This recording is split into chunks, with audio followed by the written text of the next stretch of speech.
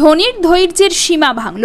কোহলি ডুপ্লেসিদের সঙ্গে হাত না মিলিয়েই ছাড়লেন মাঠ। ভিডিও নিয়ে চর্চা তুঙ্গে।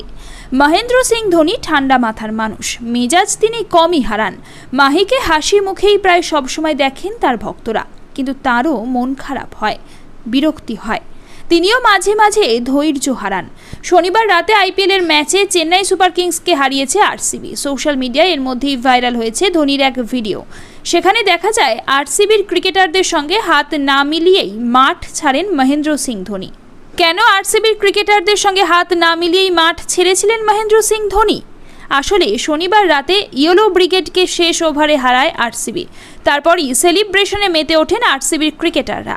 সেই সময় মহেন্দ্র সিং ধোনি মাঠের মধ্যে দাঁড়িয়ে অপেক্ষা করছিলেন আরসিবির ক্রিকেটারদের সঙ্গে সৌজন্য বিনিময়ের জন্য। কিন্তু আরসিবির ক্রিকেটাররা নিজেদের মধ্যে প্লে অফে ওঠার জয় সেলিব্রেট করছিলেন দেখে হঠাৎ করেই মাঠ ছেড়ে বেরিয়ে যান ধোনি।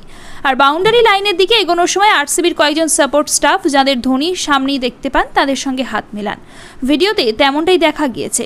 নেট দুনিয়ায় অনেকেই বলেছেন আরসিবির ক্রিকেটারদের উচিত ছিল ধোনির সঙ্গে হাত মেলানোর পর সেলিব্রেশন করা। এই প্রসঙ্গে ক্রিকবাজে ভারতীয় ধারাভাষ্যকার হর্ষ ভোগলে এবং ইংল্যান্ডের প্রাক্তন ক্রিকেটার মাইকেল ভন তাদের মতামত জানিয়েছেন।